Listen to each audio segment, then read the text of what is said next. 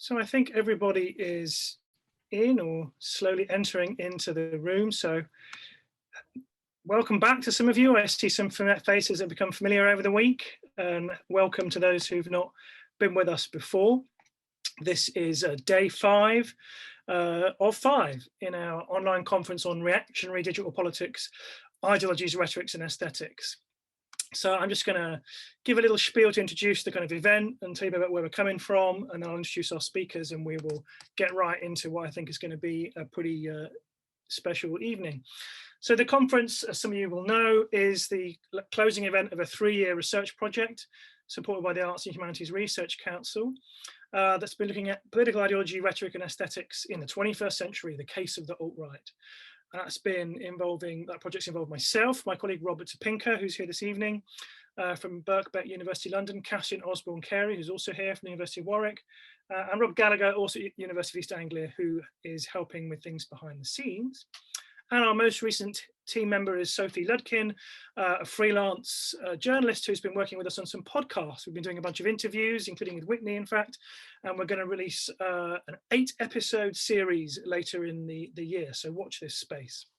That's just one of the outputs, as we must call them, of the project. There are also articles I should have recommended all week in B2O by my colleague Rob Topinka in Theory and Event, coming out shortly by Rob Topinka, and by myself in Political Studies and shortly in Theory, Culture and Society.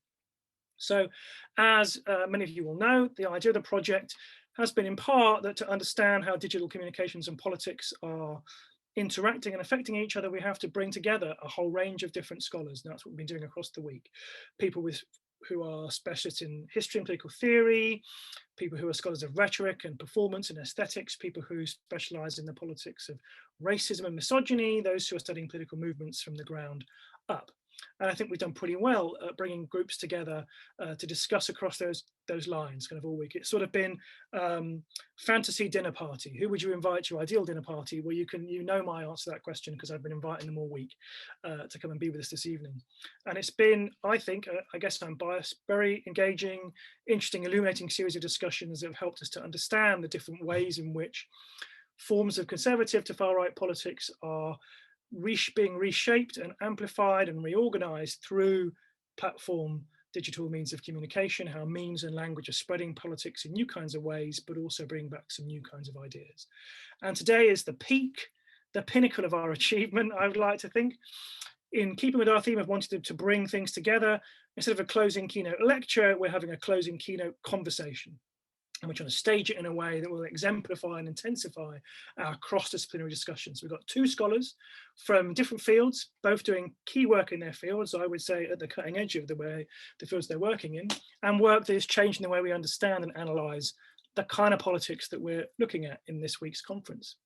So let me introduce them to you. First of all, we have Whitney Phillips, who will be very well known to those of you coming to this from the media communication side.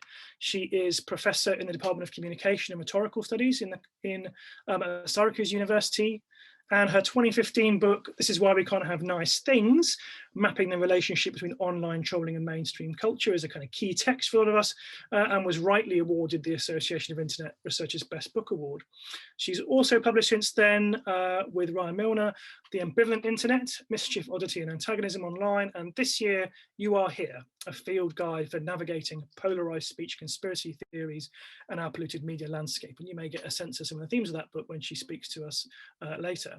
She's also written about these issues for various kind of public media outlets. She wrote the important and very useful report, we were just talking about it in fact, The Oxygen of Amplification, Better Practices for Reporting on Extremists, Antagonists and Manipulators Online. That was part of the Data and Society project. She's also written for the New York Times, The Atlantic, Slate, and just last week wrote a really interesting piece for Wired magazine on what she's called smokescreen trolling. Our other speaker is Quinn Slobodian. Now, Quinn might at first seem like he's working on completely different things. He's a professor at Wellesley College in Massachusetts and a historian of modern German and international history. In 2012, I think this was his first book, he published Foreign Front, Third World Politics in 60s West Germany. In 2018, he published Globalists, The End of Empire and the Birth of Neoliberalism, very important text in that field, to Intellectual History of Neoliberalism, and it won the George Louis Beer Prize from the American Historical Association. And he's recently edited the volume 9 Lives of Neoliberalism. Now, part of what Quinn's work shows is that while some of the movements we've looked at in this conference, because they're hostile to the so-called managerial state, are sometimes thought to be hostile to neoliberalism and neoliberal globalization, there is in fact continuity here and compatibility between some of the kind of aspects of neoliberalism and parts of the far right. So key essays from Quinn include one in cultural politics called Anti-68ers and the Racist Libertarian Alliance, how a schism among Austrian school neoliberals helped spawn the alt-right. And also a piece linked to this, I think, in my view, in contemporary European history called Perfect Capitalism, Imperfect Humans, Race, Migration, and the Limits of Ludwig von Mises' Globalism. And he's also written for various public outlets, the New York Times, the New Statesman. And just last week in Tribune magazine online, you can find a really good article by him called Hayek's Bastards, the Populist Right's Neoliberal Roots. So you can hear already that our speakers meet in a kind of shared interest in understanding the current configurations of right-wing, reactionary, conservative politics. So I think bringing them together is a real unique opportunity for all us to hear and speak and participate in dialogue across these disciplinary approaches and see what it is that we can all learn. So they're going to speak for just a very short time, 5, maybe 10 minutes, just to lay out where they're coming from. Then we'll have a conversation for a little bit longer than we've been having this week, which because we've got more time. And then, as usual, we'll open things up to comments and questions. The chat is closed for the moment, but we'll open it up towards the end. You can talk about things there and we can invite you to ask questions and be part of what we are doing here. So thank you all for coming, and it's a real pleasure to welcome Quinn and Whitney. And I'm going to hand over now to Whitney. Thank you, thank you. Okay, I'm going to share my screen. Okay, great. So on the screen here, I've included, and Alan sort of laid out some of the things that I've done, but I wanted to sort of situate myself in this conversation through the work that I've published, because I'm kind of coming at these discussions sort of indirectly. So the nutshell of each of these pieces will help you, will help hopefully guide the conversation, and also just, you know, situate me alongside what we can talk about today. So this is why we can't have nice things. That was about trolls and the trolls who troll them on the 4chan, on 4chan's B board in the early mid 2000s. And it basically is arguing that trolling is actually not as aberrant as people might think. It's actually born of and embedded within mainstream norms. The ambivalent internet is looking at how the same dynamics that make memes so fun and funny are also perfect for white supremacists to weaponize. Oh no. The Oxygen of Amplification, which was a research report, but it was pretty long, is essentially arguing that the things that we think, we assume will be helpful when we're trying to push back against false and harmful information can often not be helpful at all. And in fact, can make life easier for the liars and the manipulators and the white supremacists. You Are Here, the most recent book that is exploring what happened during the Trump era, but more important than that, how we got one, how we got a Trump era. And finally, I'm working on right now a middle grades book, which picks up on some of the themes from You Are Here, minus any explicit references to Trump, which has been kind of a feat, but it's providing an approach to media literacy that seeks to cultivate ecological collectivist thinking and to preempt authoritarian sort of me first thinking. And throughout these works, reactionary politics and aesthetics is always present, but only one of these works is actually about reactionary communities, specifically trolling on and around 4chan. And even that has some complications, since the move from subcultural trolling in the early mid 2000s to Trump era extremism, that was a gradual and strange shift. But after that troll book, my focus moved away from far-right groups specifically, so what they were personally up to, the inner workings of their networks, to broader questions that were less about the far right and were more kind of around the far right. And my primary interest these days is the deeper causes of far right resurgence online, above and beyond what the reactionaries are doing. I actually don't focus very much on the reactionaries themselves. And to sort of situate this visually, here's a metaphor that can sort of help explain where I'm coming from. So the most measurable and trackable things that we encounter on social media, so the comments and the hashtags and the reactions that people post, that composes the sunlight zone, if we're thinking about this in terms of sort of ocean layers. And in the context of public discourse, it's not just that there is so much else besides the sunlight zone. You have, you know, the twilight zone, the midnight zone, the abyss. It's that the sunlight zone and everything that flourishes there is fundamentally shaped by what happens beneath. Through the stories people have internalized about the bad other, through the ideological structures that they have been interpolated through the economic systems that shape their choices. And the further down you go, the less aware of these influences people become. And then the harder it becomes to know what in the hell you're looking at and what you can or should do about it. And that's what I'm interested in. And that's where I'm going to continue pushing my work, these murkier zones that exist beneath, but still fundamentally shape all the stuff that we can observe. And when it comes to reactionary politics, I mean, it's obvious. Obviously, we need to focus on what's happening in the sunlight zone, of course. But if that's the only place that we're looking, if we're only looking at the reactionaries themselves, we risk missing a whole lot about what makes reactionary movements possible. And why it can feel so impossible to know what to do or where to start when we're trying to do something about it.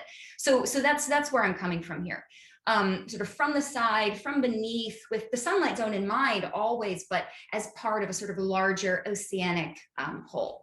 And so then to shift gears really quickly into something a little bit more concrete to speak to what Alan mentioned a minute ago, I want to close with one point of continuity between some of this earlier work I've done where I really was focusing on the reactionaries and then the contemporary far-right media hellscape. And that's the strategies and tactics that Trump-aligned politicians use to set, or at least to try to set, the mainstream agenda and also to destroy democracy. And these strategies and tactics are very similar, if not identical, to those that were perfected by subcultural trolls on 4chan starting in the early 2000s. And there's a ton more to say about the weird overlap between trolling culture and the Trump era, but that can be a conversation for Q&A. And to be clear, in making that claim, I am not suggesting that any of these politicians are trolls or identify as trolls. I would actually be surprised if any of them had ever even been on 4chan. And beyond that, just as a sort of fun fact, I'm actually really wary of using the term troll at all, which has been kind of a funny thing after having written a book about subcultural trolling. But these politicians' messaging, especially on social media, what it does is it aligns with the rhetorical profile of classic trolling. And these strategies include driving wedges between groups, sowing distrust in institutions, and undermining good faith civic discourse through, and these will sound familiar, tactics like over-the-top provocation, tricking people into repeating sensationalist claims, gaming algorithms and keyword search, weaponizing hot-button cultural issues, organizing false outrage campaigns, coordinating targeted harassment, often by directing a personal army against a chosen victim, and generally gaslighting. And you see all of these constantly in debates about things like critical race theory and cancel culture, where the goal is to get people to react, helping to amplify whatever bad faith story and obscuring the much more damaging and much more sincere stories about threats to voting rights. And more broadly, the very, very sincere project of dismantling democratic institutions. And I describe these efforts as smokescreen trolling because the trolling is obscuring the actual sincere messages that are being spread. And recently published, as Alan mentioned, an article in Wired magazine if you wanted to read more.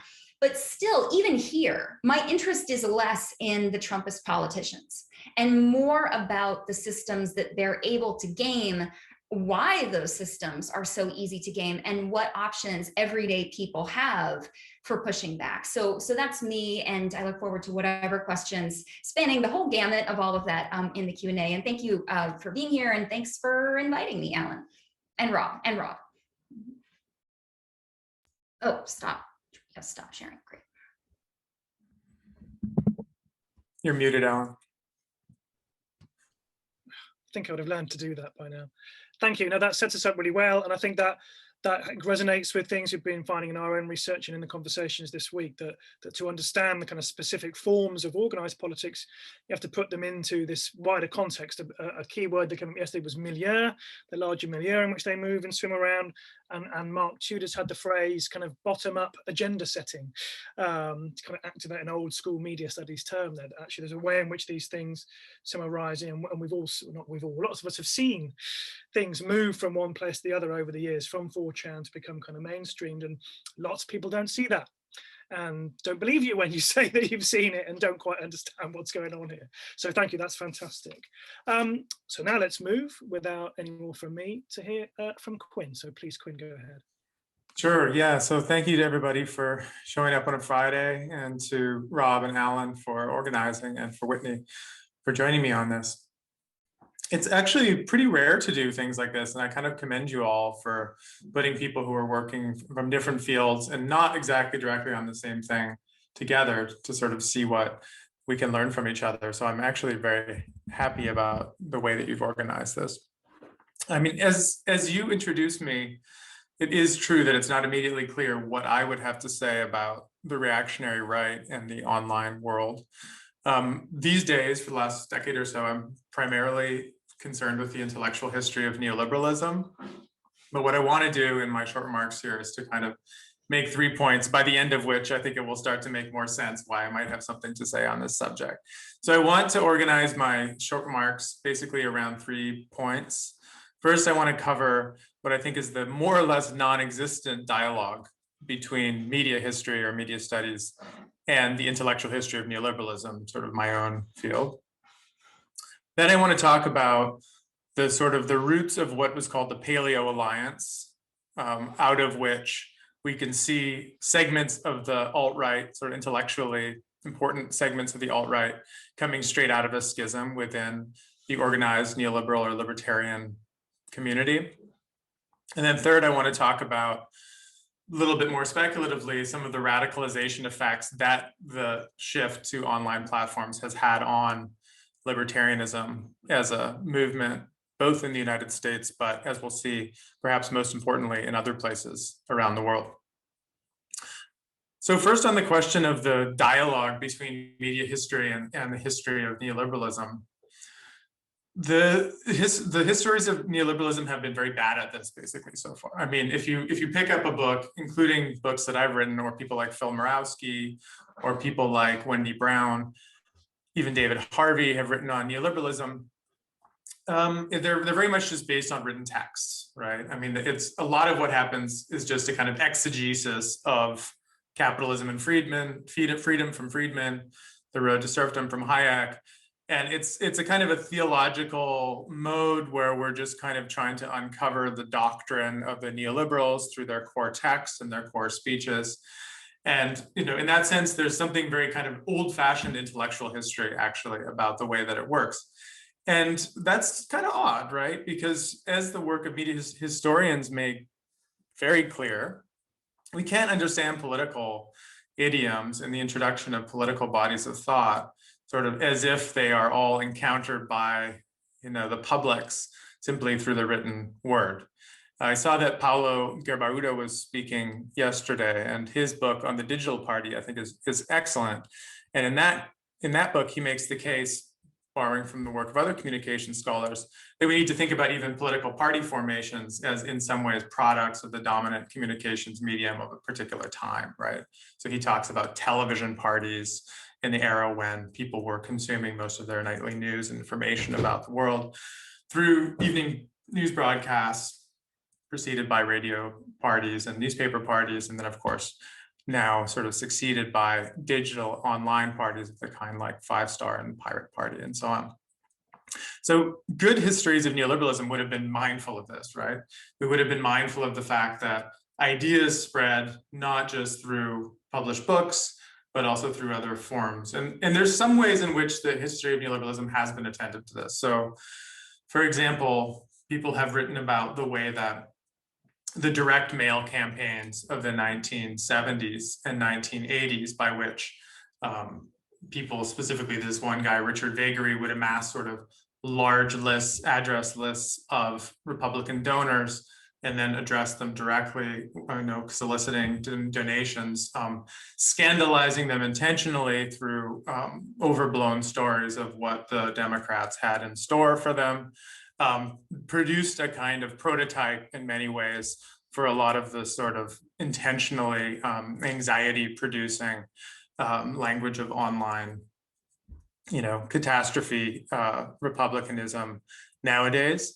that was a sort of important factor in the Reagan Revolution, and it was an important way that things like the Heritage Foundation and the Cato Institute were able to amass large donor bases beyond sort of targeting specific billionaires and so on, like the Charles Kochs of the world.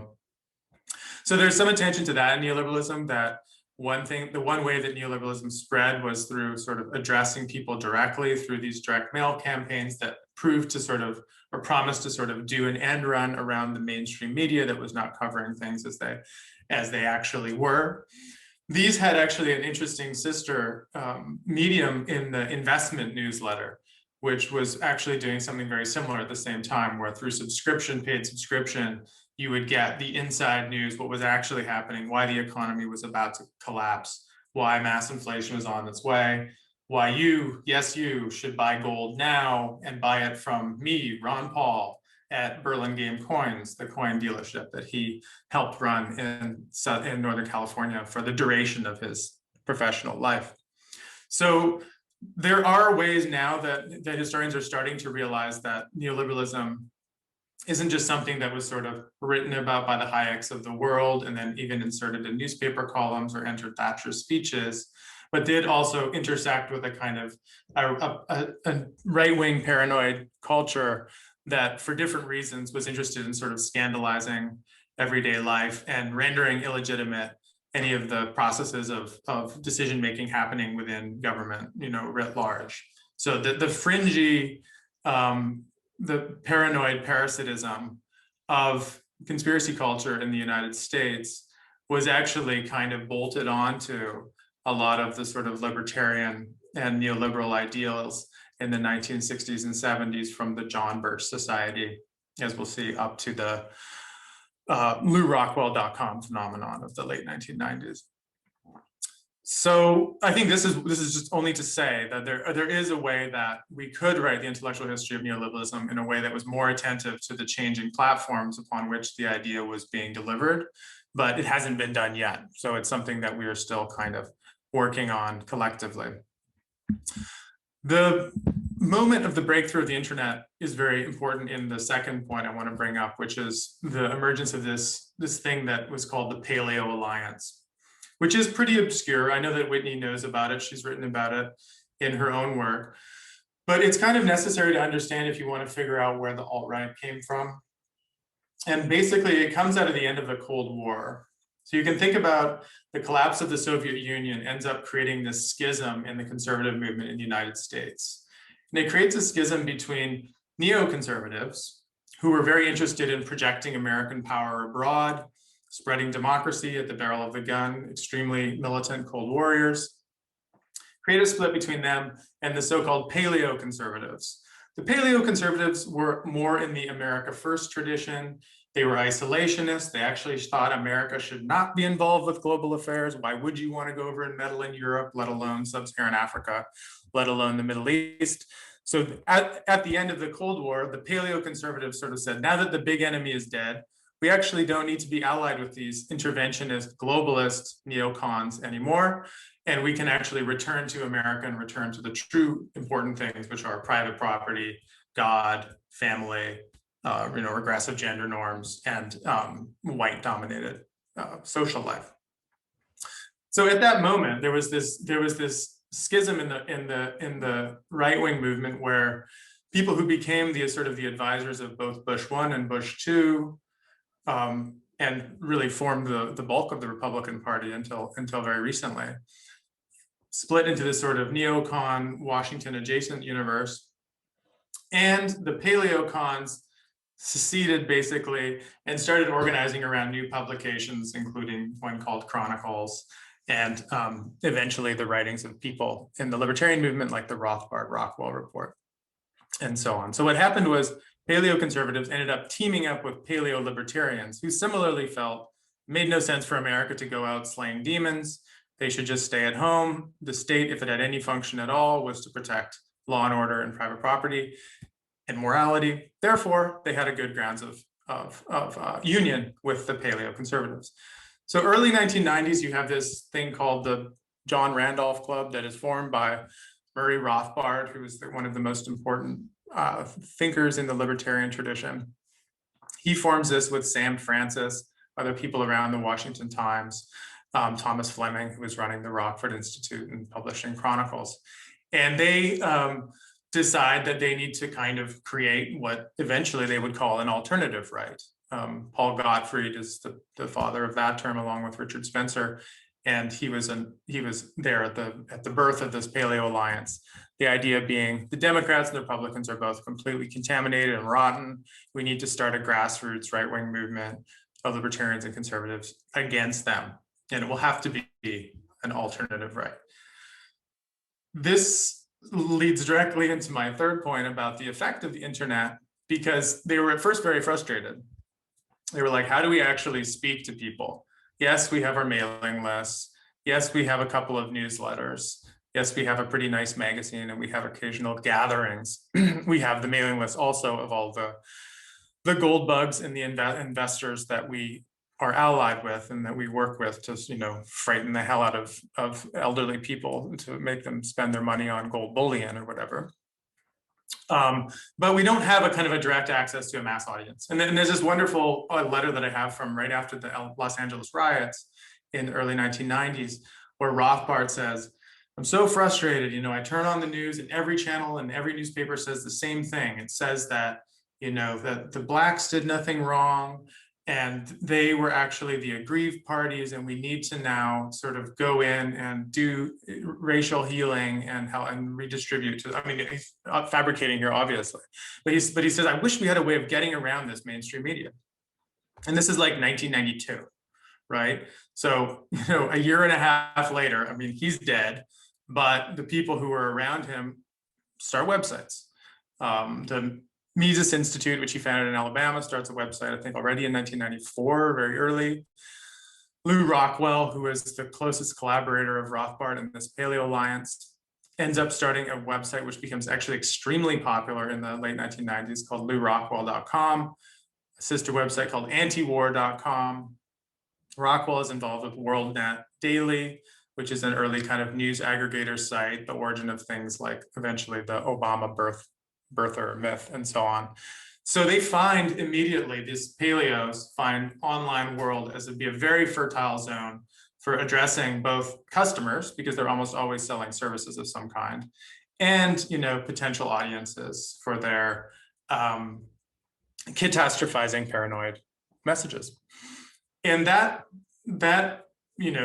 comes into the 2000s.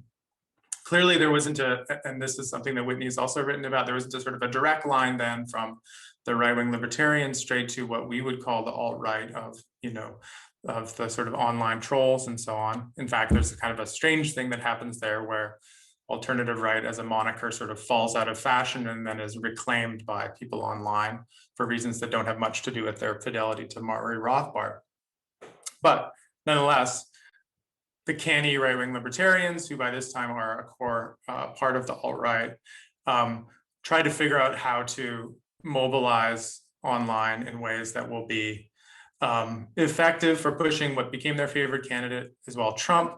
But more interestingly, because less well covered, and this is what I'll end on, is the way that they tried to go global with the model of sort of right-wing libertarianism online. So in the wake of the Tea Party, which was of course a very effective, AstroTurf, Koch-funded, what appeared like a popular movement, and then in a way did become a kind of a grassroots popular movement in unexpected ways. The Tea Party becomes a kind of template, and Mises Institute starts setting up Mises Institutes all around the world, most of which are like websites that are then defunct within a year or never actually have any meetings. But one place it does catch on is in Brazil. And in Brazil, then, this Mises Institute becomes a kind of a hub for a radical form of anti-statism in the era of the PT under Lula and Dilma Rousseff. And it becomes one of the platforms that leads the opposition to Dilma in the eventual successful campaign to have her removed from office, and then provides a very well-funded sort of network of extremely canny online YouTubers, bloggers, who are do what it seemed that it was impossible to do, which was to make right-wing libertarianism seem kind of youthful and cool. I mean, Brazil is basically the only place where this has actually been successful, but it has been very successful. One of the impresarios of the right-wing libertarian world is the person who introduced Bolsonaro to Paulo Guedes, who is Chicago-trained super minister of finance and economics, who is, the only person who's actually having any policy successes under Bolsonaro. So what I've laid out here is obviously kind of like an extremely truncated and extremely tangled story, but it's just to sort of present to you the suggestion that there is a great deal of research to be done connecting sort of people who are self-consciously, ideologically entrepreneurial and the kind of the affordances of the web in all of its formats, right? I think that there is no, and there can't be now, a kind of a conclusive statement about how the internet is changing right-wing politics. All there is a series of lines of possible research, right? And then all we can do is sort of work collaboratively in ways to sort of put each other in touch with one another and understand this part of the puzzle and that part of the puzzle. So I think it's wrong to make grand statements about the death of this, the birth of that.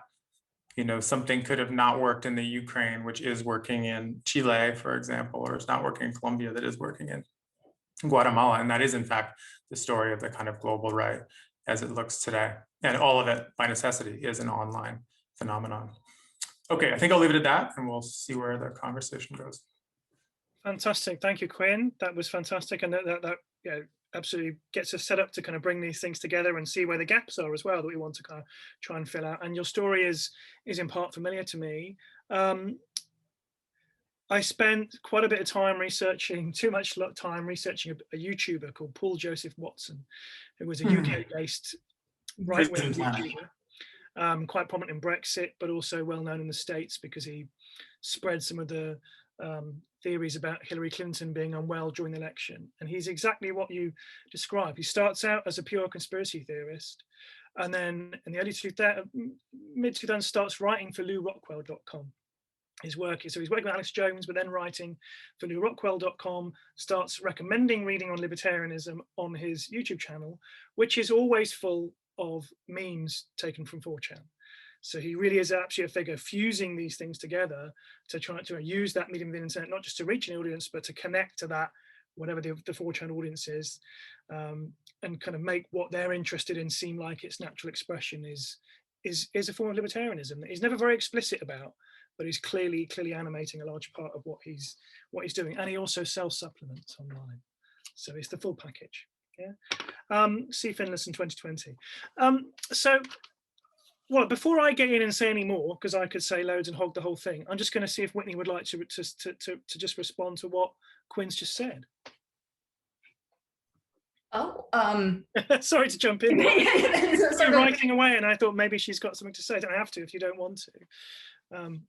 I mean, it was great. I really liked it. No, I mean, I was just sort of, I'm struck by this relationship between the sort of jump from, or the fusing of worlds that might not seem that they naturally fit together, but actually are sort of fundamentally connected. The next book that I'm working on is going to be on evangelicalism and what my co-author and I are going to be calling the shadow gospel, sort of the ways that elements of conservatism, particularly the paleo tradition, kind of fuses with evangelicalism and then gets all muddled up with various sort of media networks that then gets adopted within mainstream media outlets and becomes a kind of gospel that overtakes the church gospel in influence and visibility. And so then that sort of helps explain how you can have something like Fox News, which is ostensibly secular, but is in fact doing a lot of these very sort of evangelical type things. So anyway, I was taking notes in relation to this other project that I'm about to dive more deeply into. If you want to know the truth, that's what it was. So we had a talk on Wednesday from Leslie Baylor at Texas, which was showing how imagery and styles from sort of vaporwave, fashwave now appear on Christian websites. So maybe keeping with this theme of how things coalesce then, what if we kind of just take for a sort of a kind of point of focus the Capitol riot in January? which is some kind of coalescence or emergence of things that lots of us, you included, would have been seeing taking shape online, kind of appearing, I think, for many people for the first time in the kind of in their consciousness. But also seems to me to make visible in itself some of the ways in which these unlikely things are coalescing. So we have there, you know, particular kind of social economic groups. We could think about it sociologically. Some of these overlapping political tendencies, Christian, QAnon, but also more obvious forms of white nationalism, libertarianism, all sort of there in this physical space because of the way in which particular media has helped them kind of coalesce and organize and find themselves having something in common. So I kind of want you to both kind of delve into that, but I'm going to set it up a bit more in relation to what you've done, because I know that in something you wrote, Quinn, you were talking about the Germany case actually, but also with the Capitol riot, how the kind of driving force of a lot of contemporary sort of COVID anti-state conspiracy theory that connects to this kind of broad libertarian alliances, you call it the Mittelstand. It's the small business owners. It's a want to be independent middle class. It's not the left behind or other kind of social classes that are sometimes said to be the basis of these kinds of things. And you have this nice phrase that it's the combustible mix of freelance media hustlers, movement messiahs, and entrepreneurial contrarians. So one way of then thinking about what's happening here is the kind of outcome of that fusion: freelance media hustlers, movement messiahs, and entrepreneurial contrarians. Now then, Whitney, what you do in your book, in You Are Here, you talk about deep memetic frames. Okay, so you've got, which is kind of these that constitute the worldviews of evangelicals, for example, and you talk about how those meet what you call network climate change. So there's these deep frames that have been building for a long time. You go out to the 60s and you talk about the satanic panic in the 80s that are kind of there and taking shape. They get energized by evangelicals, and then the changing climate of media networks, in part triggered by the internet, allows that to kind of explode and take a different kind of shape and become something else, but allied also to the individualism of the internet that's embedded into its code and the way it makes us look at the world as these kind of objects that we can laugh at or make fun of. So I know it's kind of super kind of a lot of stuff there, but I mean, but both of you are looking at these different coalescences that have this kind of media system at the heart of it, and these longer trajectories and histories of evangelical individualist libertarianism, organized neoliberalism, but also kind of changing social groups. So now I'm just going to say, what do you think? How do you pick up on that and fill out how we might think about Capitol riot, but as a way into thinking about these things much more broadly? I don't know which of you wants to jump into that kind of hornet's nest of, but Quinn, maybe. Sure. Yeah, I mean, I would say, I guess, something mundane and then something a bit more like abstract. And the mundane thing is something that I just sort of peppered my short remarks there with, which is what, we became accustomed to speaking of in the last 4 years, is the logic of the grift, right? I mean, I think that it's always important not to detach the emergence of these ideologies too much from the material self-interest of the people who's propagating them. I mean, I think that, and it's become all the more obvious, right, in the era of Substack and Patreon and the way that certain platforms reward viewer counts and so on. And it's both obvious, but I think almost can't be repeated enough. I mean, I think that it's certainly the case in the anti-lockdown Corona skeptic movement that Will Callison and I wrote about for Boston Review that you mentioned, that there are people who were right off the bat starting, Corona skeptic or contrarian websites and then patenting the logo that they were using, patenting the term that they were using, selling t-shirts, asking for direct donations, classifying them in such a way that they wouldn't have to be taxable nor traceable. I mean, a lot of the history of far-right ideology is just this, I think, grifters and hustlers. Whether or not they believe what they're saying is important to ask, but not always the most important question. I think just figuring out the new ways that people can be entrepreneurial in ways that rely on increasing the sort of mass quantity of interhuman distrust in society is something to be mapped to. The second thing I'll say that's slightly more abstract is it is one of the interesting things about studying radical libertarianism is it's never clear exactly what end state it is that they're looking for, they're seeking to sort of move towards, right? By definition, they don't. If you're talking about the more radical end of anarcho-capitalists, they don't want a state at all by the end of this, right?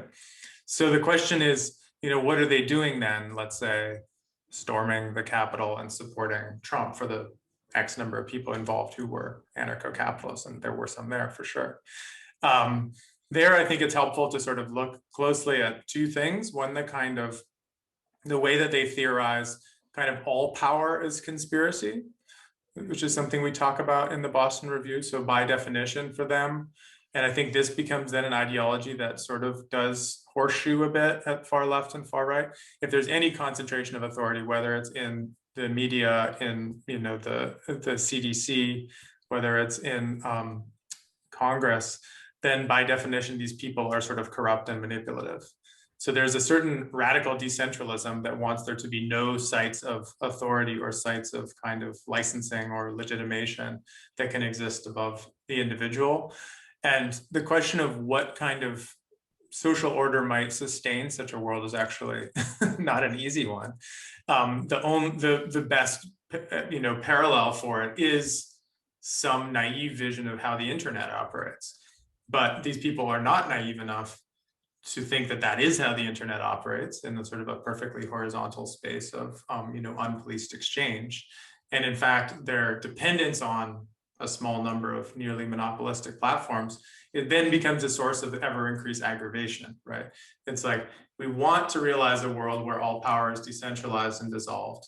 We know it doesn't exist in the world. We think we can maybe experience it online, but as soon as we go online, we realize how subject we are to the often arbitrary control of tech companies. And that then just infuriates us more, right? So there is that kind of, that tortured reliance on platforms, I think, and that is very common in these sort of radical politics online.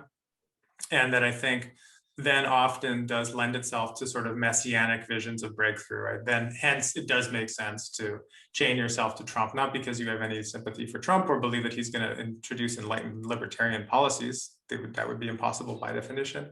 But he's a kind of a battering ram. He's a nuclear bomb that can just blow up and you can build something then in the wreckage. So I think there's that, both the most mundane level of looking at this, which is just like someone watching their Patreon account being like, hell yeah. And then there's the other side where they're like, what's the grandest possible like locomotive that we could strap ourselves to and like blast through to the next level?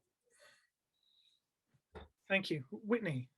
Yeah, I mean, so I love the setup to this question because it's so complicated and you have to sort of, you end up, in order to just sketch out briefly, how we get to something like the insurrection, you've got to go down a bunch of different rabbit holes and you have to go back in time and you have to flash forward and you have to talk about this, you have to talk about that it is not possible to just make a singular statement about the insurrection because it is connected to so many other histories, it's connected to economic systems, there's a lot going on. And so that's critical to understanding it, but that runs up against what a lot of people's understandable responses were in the wake of January 6th, which was, so to go back to the sort of ocean layer metaphor, right after January 6th, and a lot of people who maybe hadn't really been, not that they weren't paying attention necessarily, but they weren't as aware of the growing threat as folks studying mis and disinformation. They're sort of seeing this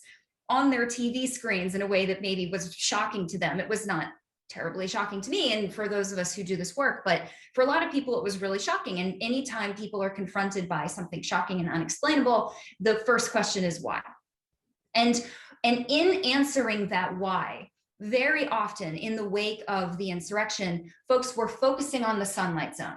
So they were focusing on the organizing that took place on social platforms. They were focusing on the dereliction of duty that the platforms were guilty of in terms of sort of allowing these things to fulminate online without intervening.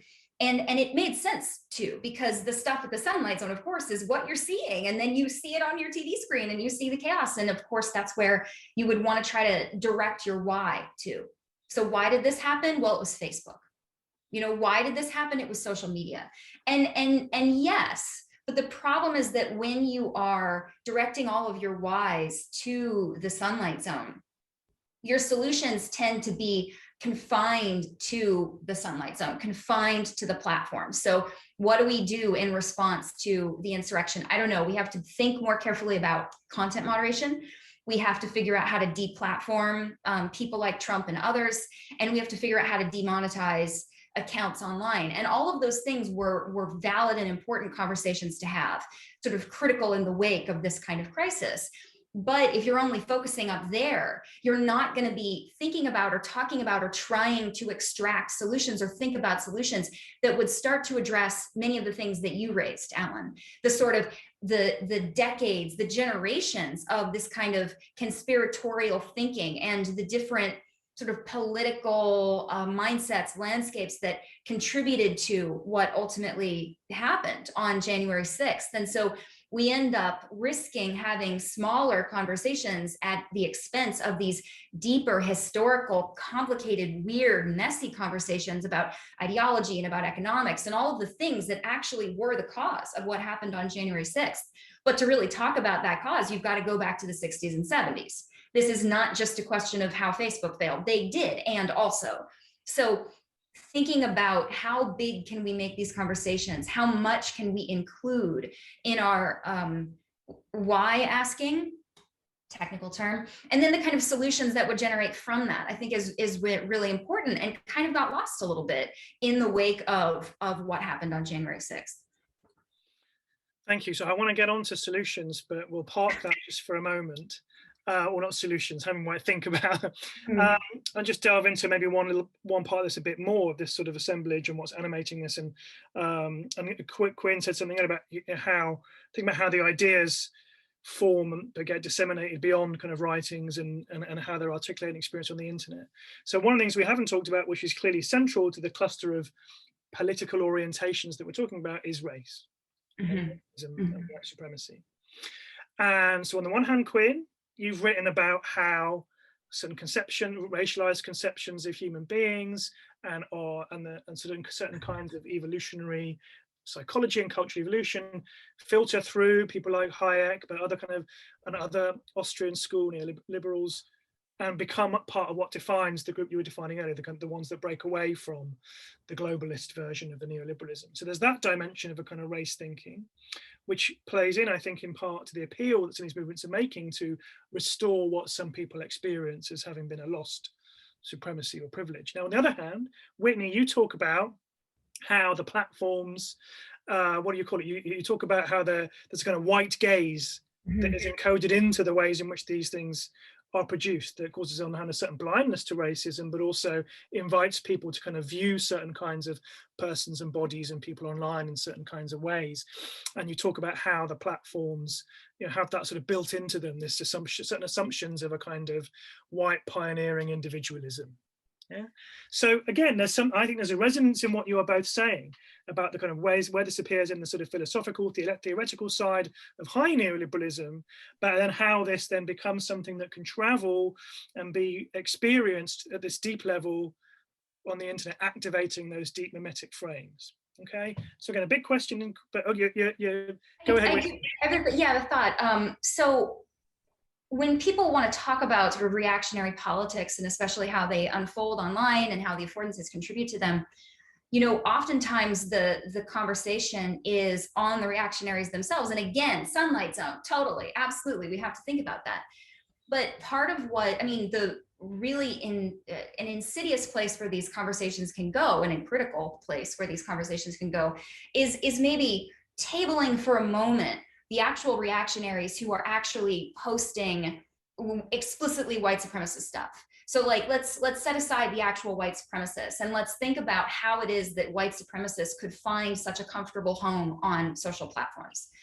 And then we move into something that came up in the panel yesterday when Bharath Ganesh was talking about platform racism, which is so perfectly distilled, sort of this idea of on the largest social platforms, you have a kind of tendency towards, or at least an accommodation of, not an interest in, not an acceptance of, but a sort of incentivizing of or a tolerance of white supremacist ideals and other sort of reactionary messages, because it not only are those communities sort of markets to be tapped from sort of a neoliberal perspective, but also the designers of these platforms were coming from this perspective of information wants to be free. The marketplace of ideas is going to take care of these problems. If you have problematic speech, the best response is counter speech, like sort of classic traditional liberal assumptions that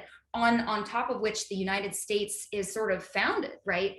That those two things kind of fuse together and create a situation where platforms are really, really tolerant, have been tolerant of reactionary discourse. That does not mean that the designers of these platforms are themselves racist in an active way. It does not mean that they like racism. It doesn't mean any of that. It's more platform racism, like Ralph was talking about, that it's sort of a racism without racists, that this kind of content is content that is monetizable. And yes, of course, I mean, platforms are constantly in a battle to try to deal with the most explicitly racist, explicitly, problematic content that it is not the case that they don't moderate, they do.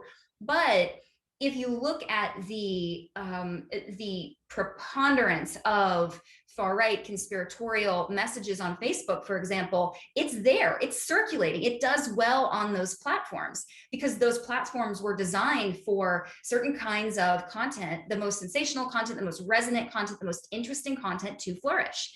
And when that content happens to be of the white supremacist variety, for historically with those platforms, the way that the platforms would deal with it, at least from a communications perspective, is the best way you deal with problematic speech is more speech. So speech, free speech, this sort of really strong defense of free speech becomes part of the reason that reactionary messages were allowed to flourish for as long as they were, until it sort of became an unmanageable monster. Like Facebook cannot, I think this is a disgusting phrase, but they can't put the toothpaste back in the tube because it's everywhere. So you could try to deal with QAnon stuff, but QAnon stuff is not just, when people say the word QAnon, it also feeds into these other more subtle conspiratorial frameworks. How are you going to start taking that down? You can't. So thinking about how it is that white supremacy was allowed to flourish means you have to think about how were these platforms designed? What were the ideologies that went into it? What were the assumptions that undergirded the particular platform design making decisions? And how are these things connected, even if the creators of these platforms themselves hate racism, but like it's benefited racism, it's benefited white supremacy in all these really demonstrable ways. And so talking about the insurrection means you got to talk about that. So it becomes a bigger question than just how do we take off the bad guys off of Facebook. If that were the only problem, we would be in an awesome position. But that is not the issue. It is why and how do our structures and systems facilitate the rise and the preponderance of this kind of content that is so explicitly destructive. Fantastic, thank you. Quinn, can I hand over to you to kind of come in from the other side of that? The kind of, not quite the sunlight zone, I don't know, but the kind of... Yeah, I mean, I completely agree with what Whitney is saying, that it's often counterproductive to simply kind of look for the KKK hood and then, extinguish it and then hope that that's dealt with the problem. I think that the most important way to think about all of this, of course, is like, how has racism become a system of like exposure to premature death for portions of the population that have little to do with the writings of Mein Kampf or whatever. I think that is a structural question that needs to be front and center. However, I do think there's still some value in kind of the more old-fashioned ideology tracing. And I think that if you look at the two examples that I've already sort of mentioned, sort of like one is this doctrinal debate basically among libertarians, which sort of cracks open in the 1990s, where some of them say, well, race is actually not biological, it's a culturally evolutionary sort of system of inherited and learned traits that aren't sitting in our genes. And then the other half says, no, they're sitting in our genes, and therefore we're happy to get together with the scientific racists. I think that then that did produce a kind of ecosystem of intellectual communities around it that did draw in people who then became effective entrepreneurs of this message, right? So I think that although the ideas are perhaps not the biggest story at the end of the day, I think structural outcomes are the biggest story at the end of the day. The ideas do still have a causal role here. And I think the second example I raised was that of the sort of the young and cool right-wing anarcho-capitalist YouTubers in Brazil.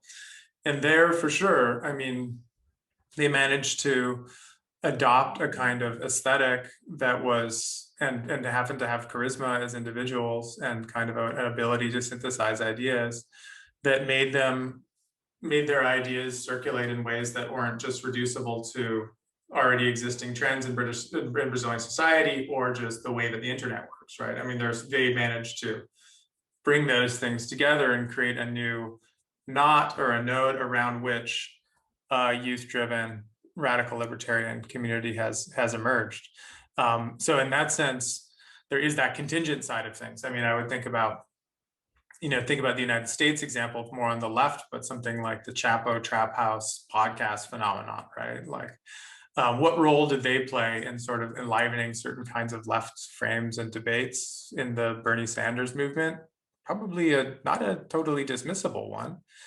What explains like this group of three guys from New York City? It's hard to say, but you can, if you want to understand the sort of rise of a dirtbag leftism or something in the United States, you couldn't just sort of go back to the 60s. You'd also have to be like, well, who are these people? When did they get together? When was their first podcast? How many people came to their events? So I think that, you have to do both, right? You have to do the kind of big structural origins and outcomes. But I think that still leaves a lot of space for studying ideas and actors who manage to, tap into emotional reservoirs, who manage to take advantage of certain conjunctures and create those conjunctures themselves, as the way any good politician does. So I think that I agree. You always have to go big. I'm a historian. All we ever say is it's complicated. But I think, that doesn't mean we don't need to follow the personalities. However, then this wonderful point that Whitney has made in her own work about the oxygen of amplification becomes relevant. How do you cover individuals and movements without incidentally giving them more exposure and publicity than they should have had otherwise? And I know people who are central in the kind of the exposing in certain ways of connections between the so-called alt-light and the alt-right. I mean, people like Joe Bernstein at BuzzFeed News is now very skeptical about continuing to cover people like these online celebrities because he thinks that it's counterproductive.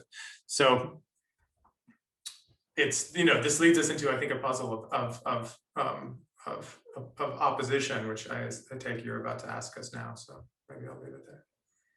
Thank you. I am about to ask you about that, but I'm going to delay that slightly because, just to pursue this slightly a bit more, this issue about the ideas and the actors and the deep structures and what's going on, because it does say what I think I find when I've looked at some of perhaps the in between the kind of mainstream political actors and the kind of the general kind of circulation of ideas is a relatively sort of, in its own terms, kind of coherent set of claims that on the one hand is clearly saying to people, yes, the free market, individual liberty is what we must have, everyone competing, and then the best will come to the top. Now, why is that appealing to people for whom that's clearly not working out? That's because the second part comes along, which says, but the free market isn't working and the best people aren't getting to the top because all these liberals are in the state and rigging it. And they're rigging it for people who are less good than you. Ethnic minorities, in a lot of the men's rights forums, it's women, obviously. But then what they do is they say, so I can show you, if you like and subscribe, who the bad people are. I can explain what the agenda is. But also what you often find is sort of, here are some techniques that you can employ to become better and be stronger, whether that's physically stronger, do the bodybuilding, take my supplements, or here are some things you should read and think about, or debating skills and so on. Yeah, here's debating skills that you can take forward. And that's where, again, it does seem to me to kind of, again, to map onto the form of, or some aspects of the form of digital communication, because it's got that kind of guru dimension the voice on the screen. It's got that competitive selling dimension, the kind of debate, free speech thing becomes part of how you can prove yourself in combat against all these people. So you get all these videos of his, 10 times Jordan Peterson destroyed feminism or whatever. Here's so-and-so owning the libs or whatever. Yeah, they're trying, and then you aspire to become that kind of person. And it's both a kind of neoliberal ideal of a successful entrepreneur, a competitive winner, and it's also this other kind of ideal of a more traditionalist kind of the ideal type of American politics. Does that make sense and resonate to you, Whitney? Yeah, to sort of add to that, I want to highlight the work of Becca Lewis, who's done really, really important research on YouTube, reactionary YouTube communities. And one of the things that she highlights, which adds an additional layer of complication to this, is that when you're looking at these influencers, everything that you just said, Alan, is right, and Quinn too. I mean, so you have to think about the personalities, and you have to think about how they both know and manipulate the existing dynamics of social media. They know the rules, they know about SEO, they know how to make sure that people are seeing the things that they're propagating. But what is fascinating to me, and this is not this is a yes and to everything that Quinn was just saying. The audience and the baggage that the audience brings to these channels is also critical in shaping the kind of hucksterism that's possible, or belief, whatever, I don't care. That the audience themselves are part of the radicalization process, that very often, and this kind of speaks to the Sunlight Zone point too, right? That people assume that the algorithm is radicalizing, as if you can take a person who believes something totally different and show them a few YouTube videos and then suddenly they're a neo-Nazi. Like, that's not how belief works, but that's a tidy story. It's a compelling story, and it posits a clear villain, which is the algorithm. But that doesn't take into account that people are telling the algorithm what they want. And then once they find it, they're demanding more things like that. So YouTube influencers, this is from Becca's work, are obviously the sort of algorithm recommendation stuff, radicalization processes there, but it's exacerbated by the fact that the audience wants increasingly extreme content, and then the content producer obliges. Because if they don't oblige, then people are not going to continue, like rating and subscribing. Part of gaming the system, part of playing the system well, is knowing what your audience wants and then giving it to them in an increasingly distilled fashion. And so thinking about audience needs, and so therefore the sort of educational circumstances of the audiences, the ideological circumstances of the audience, that becomes critical then to talking about influencers and what they're able to do within these systems. So again, everything is a yes and to all of this, which makes trying to tease out, okay, how do we start making solutions, a hell of a pickle, because you can't just fix one thing. You've got everything all together all at once. Thank you. Yeah, I mean, I think it is always worth kind of going back to the Frederick Jameson definition of conspiracy theories as a poor man's cognitive mapping. Because yes, people can have kind of inchoate feelings of, suspecting power or hating foreigners and so on. I'm speaking now from some informal participant observation of relatives on social media. But to be given a map within which those inchoate feelings now have faces and targets is another thing, right? So in that sense, I think you're right that the algorithm is fed kind of a general, a mood, but then it crystallizes then that mood into, often personified kind of targets of hatred and targets of anger and resentment. And those are often, liberal politicians, social justice warriors of various stripes. So there is that effect of, I think, turning the definition on something into a kind of a sharper image that might not otherwise be there and might just kind of fester away unexpressed or whatever. So, but I think that's one reason why in the Boston Review piece and elsewhere, I sort of suggested that we might think of this internet as more working with incitement capitalism than surveillance capitalism. I think there's a lot to be said for Zuboff's approach, however hyperbolic she phrases it in her book. But it's not that we just sort of go about our business and are watched, right? It is that we are being induced to greater and ever more intense levels of engagement and heights of emotional expression through the way that the systems are built. So I think that the feedback loop that Whitney is mentioning, by which ever more extreme content is demanded and rewarded, is something that we need to remain constantly aware of. Incitement capitalism is a great phrase, and I recommend your review of Zuboff to everybody. Okay, so before we throw into the chat, we'll come to this question, not how do we solve it, but thinking about where things might go and what kinds of things one might want to at least think about or do. So just very simply, Whitney, can you just tell us more about this idea you have of kind of ecological sort of media literacy? What you mean by that? Sure, yeah. So in You Are Here, we're forwarding an ecological framework using the metaphors primarily of pollution, of hurricanes, of redwood root systems, and land cultivation to help situate everyday social media participants within their networks, so that there's not, I mean, sometimes not just within media literacy, but broadly, how a lot of us sort of move through the world, even within journalism, all over the place, people sort of feel like they're separate from the thing that they're describing, that you can point at QAnon and you can tweet about QAnon, you can critique QAnon, and you're somehow fundamentally separated from QAnon. But especially online, when you're, when engagement, like algorithms don't care about your motives, algorithms care about engagement. So if you're engaging with a story, you become part of what sort of is energizing it.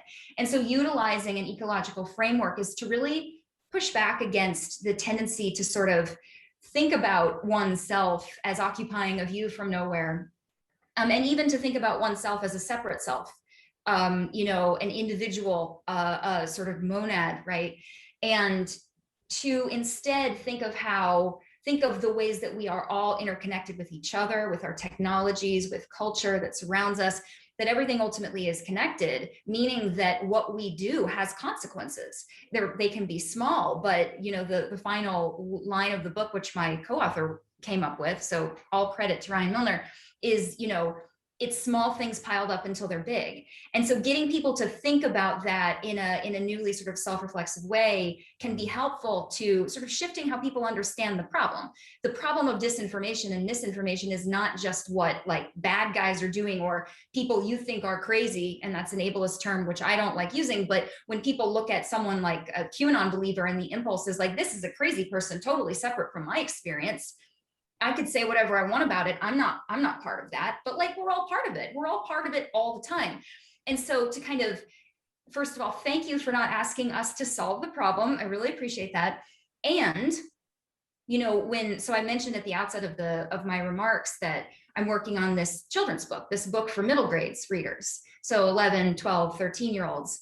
And we wanted to take that ecological idea sort of as an ethic and apply it to this age group, not because we're looking specific. I mean, the immediate goal of this book is to get kids thinking about the consequences of the things that they post. What are the downstream consequences of this thing that you're retweeting, even if it's just, or not even retweeting because they're all in group chat, but like getting them to think about their own behaviors and how they contribute to problems, how they can inadvertently contribute to harms. Those things are important, but it's utilizing an ecological framework is more about shifting a pattern of mind, shifting from a very sort of me-focused, individualistic way of being in the world to a more collectivist way of thinking about interconnectivity. So setting aside the benefits of, everyday online ethics, which I think are important just in themselves, if you can get younger people to think about shared responsibility, interconnection, and reciprocity, they could take those ideas to other problems within society. That those are exactly the ideals that we need to cultivate to deal with the climate crisis, right? You're not going to deal with the climate crisis by, me first individualism, because that's not going to work. So how do you shift ways of thinking within groups of people who are going to inherit our mess very, very soon? So that's not a solution, but it's a way of thinking about, okay, how do we move forward, trying not to replicate some of the problems that have brought us to this moment. And so in whatever small way this book ends up doing, that's what we're trying to do. Super limited, really small, looking at a particular age group. But I think figuring out how we can shift how we think about the problem is going to be a critical first step in actually solving some of these problems.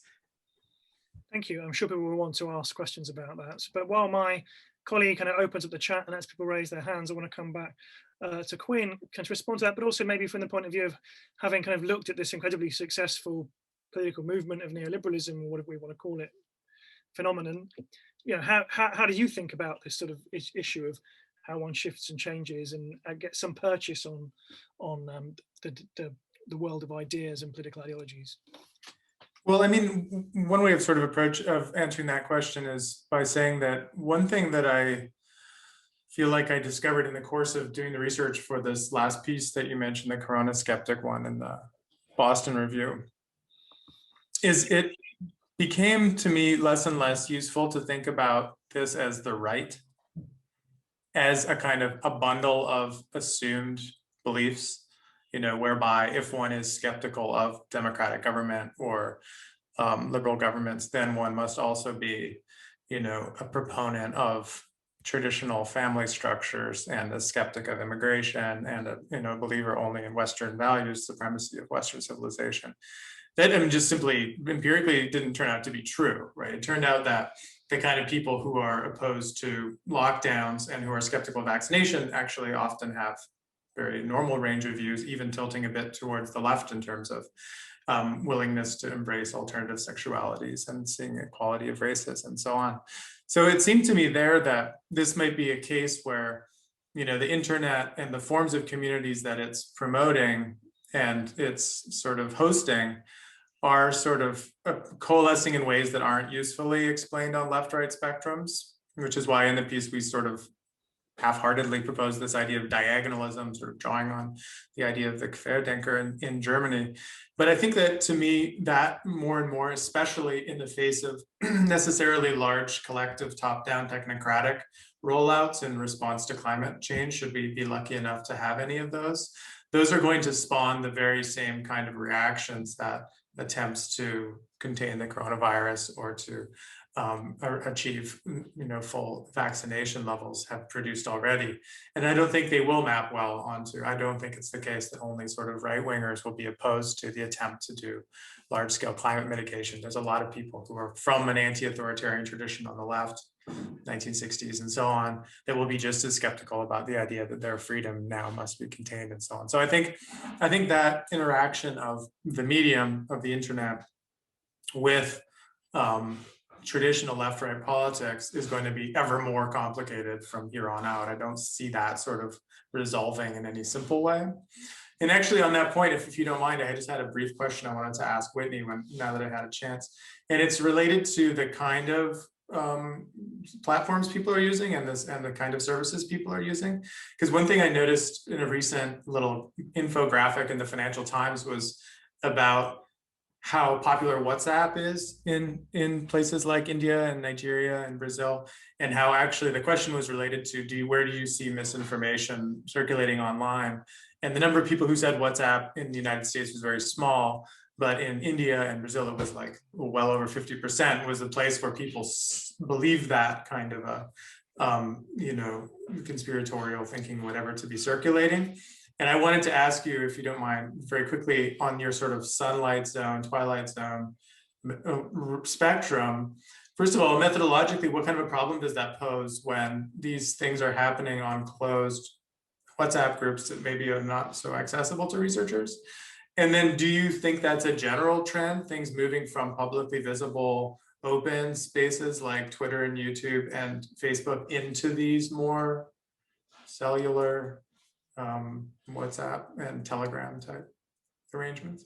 That's a really interesting questions. The first part, so, you know, when I think of when I use the ocean metaphor, there's sort of two ways that it can happen. One is at the sort of network level of you have the stuff that's really visible on Facebook. You can literally go there and you can study the stuff that you see. But then there are all these other sort of network dynamics that are beneath the line of awareness, you could say. And that includes economic systems and sort of ideological systems that help create and construct what it is, the dynamics that then exist on those platforms. So there's like that way you can look at it. But then the ocean metaphor, I find it helpful also thinking about individuals.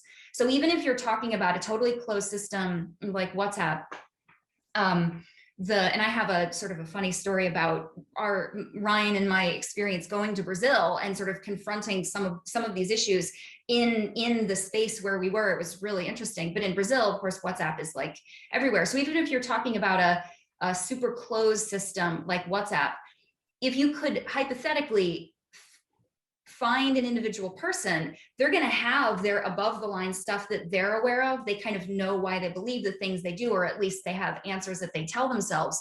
But we all have twilight zone, midnight zone abysses that we are not necessarily aware of. In fact, the deeper down you go, the less aware we are of what's driving us, why we believe the things we do, why we do the things we do, how we interact with the things in our environment.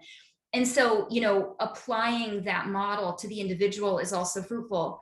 It's hard to do because many of us, I mean, myself right now, I mostly know why I believe the things that I do. But if you really start to plumb, it can be difficult to come up with an answer as to why you believe in your bones something to be true.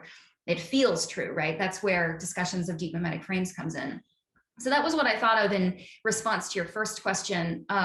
In regards to the second one, the sort of trend, do I see that as a trend? Yeah, I mean, that trend has already been, has already sort of taken place and makes studying these things extremely hard. Like in Brazil, you know, it's sort of like disinformation in the sunlight zone on Facebook is bad.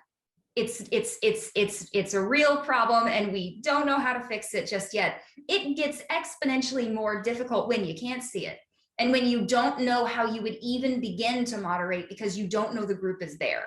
That unless you are personally a part of that group, you can't see where false messages are originating, how they are evolving as they travel. I mean, so looking at how a lot of researchers have looked at the evolution of memes, that is contingent upon having public access to the things that people are sharing. That goes away when you have networks that are hidden. And so, yes, I mean, I think people who are up to no good, if they're smart, are going to be doing it on not very searchable platforms. And that's what you see with a lot of folks organizing on Telegram or not Telegram, sorry, Discord and other sort of chat functions like that, and WhatsApp too in other countries. So that's where a lot of it is. That's where a lot of people are moving, but then also that really creates a problem for researchers, because what are we supposed to do to fill in the gaps, to sort of think of how you put together the dino DNA, right? You have the pieces of the dinosaur DNA. That's a Jurassic Park reference, everyone. And so then you're forced to sort of fill in the gaps with frog DNA, for those of you who remember that art film. And that can really cause some problems because it turns out that the dinos are actually like having babies and then everybody dies, right? So that's, I'm being facetious, of course, but when you don't have access to the evolution of messaging, it's really hard to then go beneath the surface, so to speak, of the sunlight zone, figure out what kinds of narratives would be appropriate to try to counter it, and then execute those narratives. You can't if you don't know how something has evolved over time. So private networks pose a number of challenges and seem that they are going to become increasingly preferred for many groups, especially those who are trying to, for example, overthrow the government. Fantastic. So I'm going to come to the audience now. If you're posting chats in the comments, make sure you're posting to everyone. We can't see them if they go to just Reactionary Digital Politics. But I see that Andy Knott wants to ask a question. Andy from Brighton. He's a political theorist and populist scholar. So if my colleague can give him the power to unmute himself, then Andy wants to ask a couple of questions. Andy, go ahead. Yeah, hello. And hello. You know how people start off asking questions and saying that we're going to be brief. Well, I'm not, so cut me off. And I'm actually going to ask the same question that I asked to Mark on Monday, because although he gave a really good answer to it, I don't think he quite grasped what I was getting at. So I'll give it another go. Broadly, what I asked Mark was about 2008, because I suppose what I'm trying to get at is what happens, as far as I'm concerned, with 2008 is that the neoliberal ideology becomes more difficult to inculcate to the general public. So I just wondered to what extent you think that the rise of the alt-right, if you want to call it reactionary digital, is connected to that. And my other point is, I mean, the answer that Mark gave was that it was about too many. These issues aren't related to economics; they're culture, effectively. So he was taking my question to be about kind of economic determinism, which I'm not. It's not a route I'm trying to go down, but just to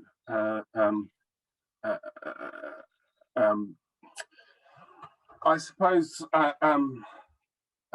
depart from that, really, is these have been fantastic sessions. I missed yesterday's, but the one thing that I haven't really heard about is about the political economy of this. And Quinn, you were kind of getting there today, I think, but kind of just touching on it. But Whitney, I was also thinking about your kind of depths, your structures, your trenches there. And I just wondered if you can speak about the political economy of specifically the far right, the reactionary right, digital media, etc., etc.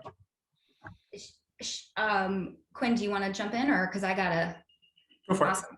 So I can speak to that in the context of 2008, which is a really important year. And 2008 is when, and I'm speaking from a US context here, 2008 is when trolling became monetizable, basically.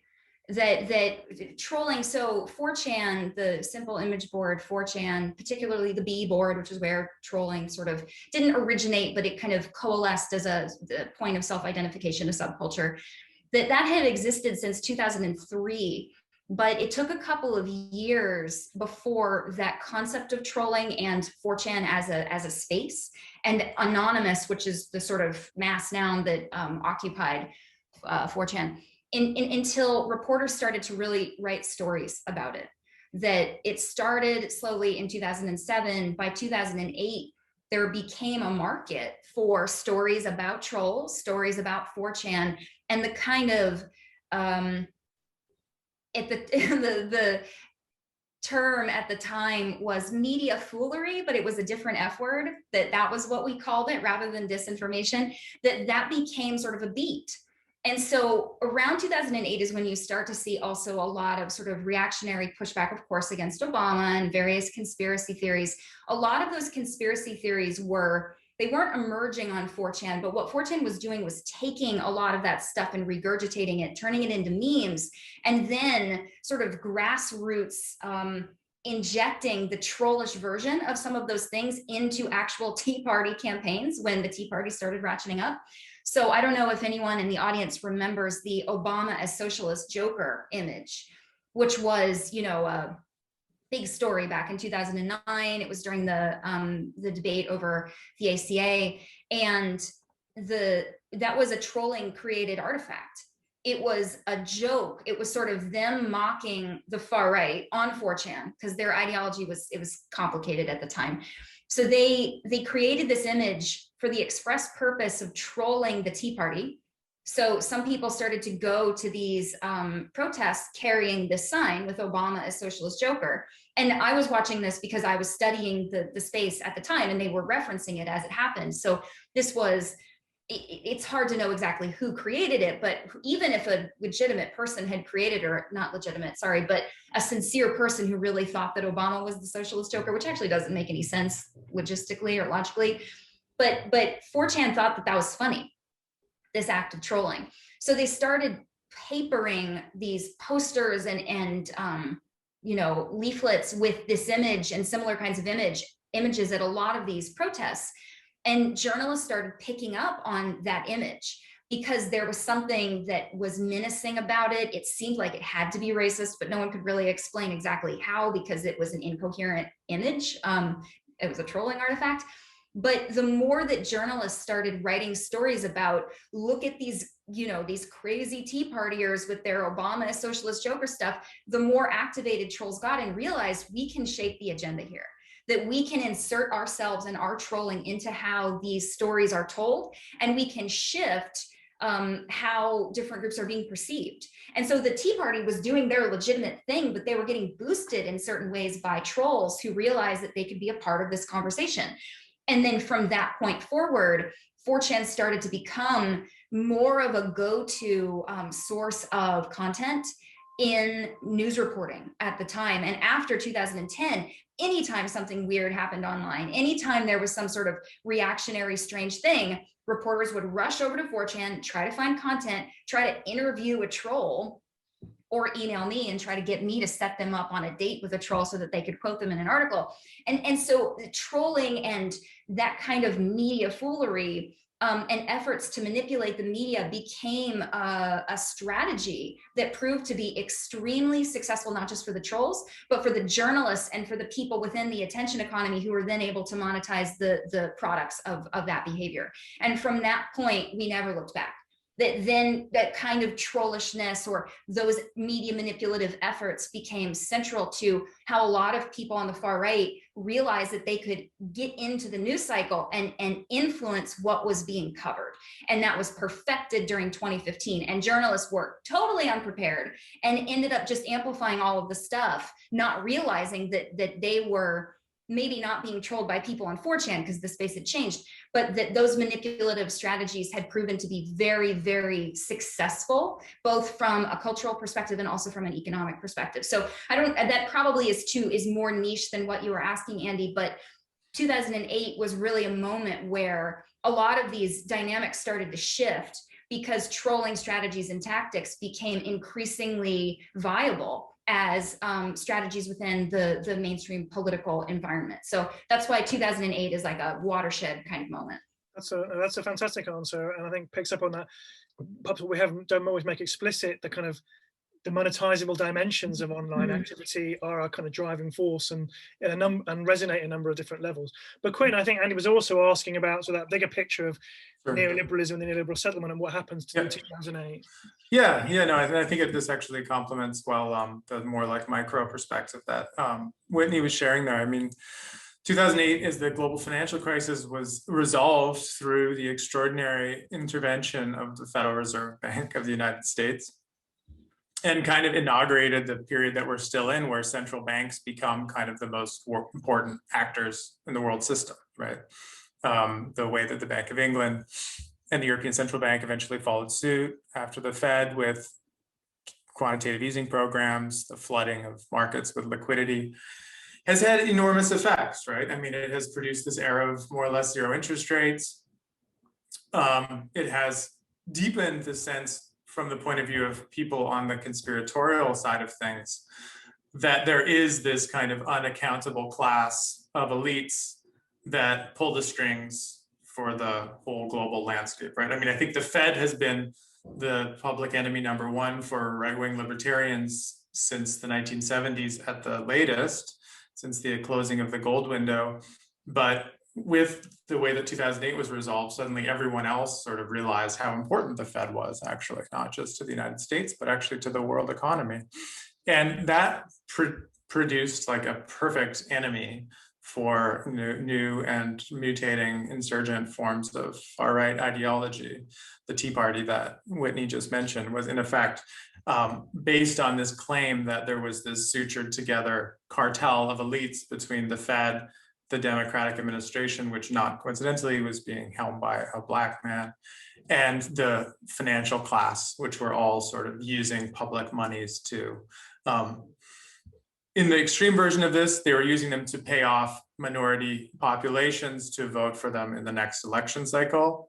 In the European variety of this, the European Union, along with the European Central Bank, was using all of this new liquidity to both bail out these miscreant countries of the European South and to pay for the rushing in of non-European immigrants to produce a class of future voters to further bolster a kind of a left-wing socialist program.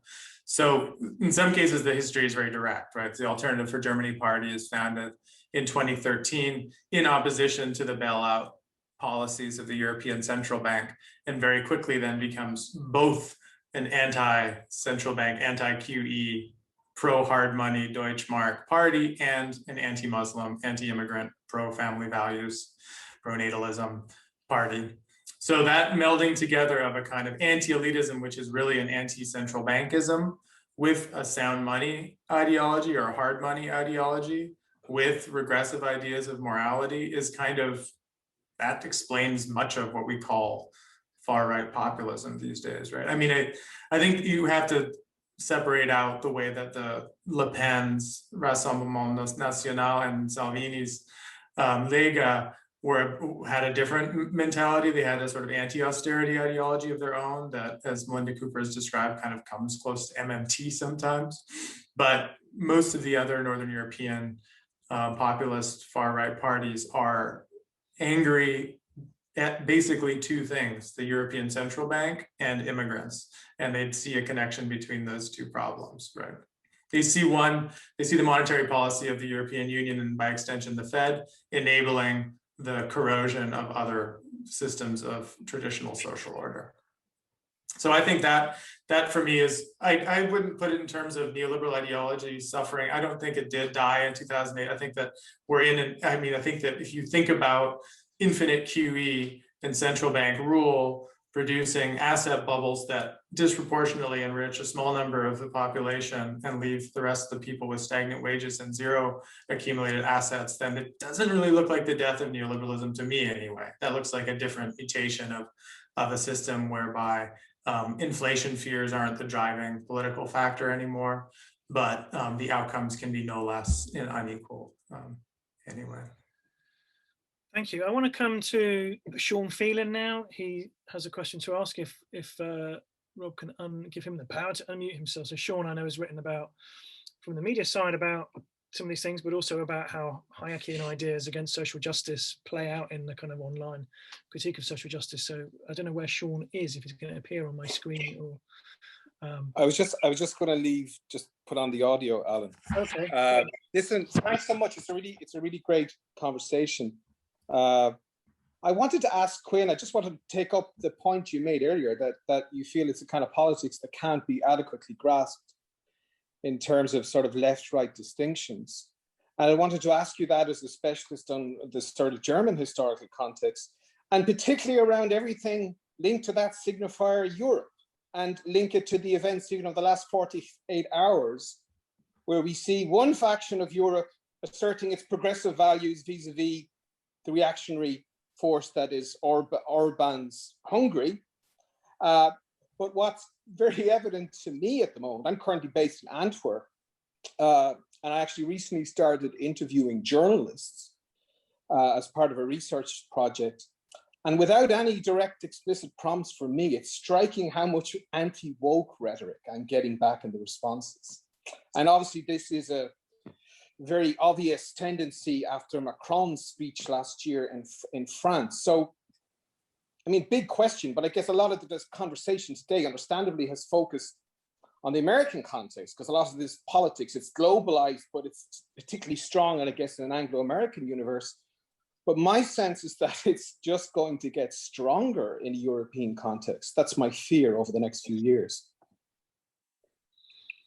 Yeah, I mean, I guess the way I'd respond to that is sort of an extension of the answer I just gave, which is that I think that we have just passed another inflection point with the response to the COVID-19 pandemic, in the sense that there's an even greater now empowerment, I think, of a kind of expert class allied with an elite class, allied with a central banking class, which assumes now that it's inevitable that we use ever more state capacity to confront future threats, whether they are epidemiological threats or climate-related threats, or indeed problems of inequality, right? There actually is a new language at somewhere like the G7. I mean, Gillian talked about it as the Cornwall Consensus in FT last week or the week before.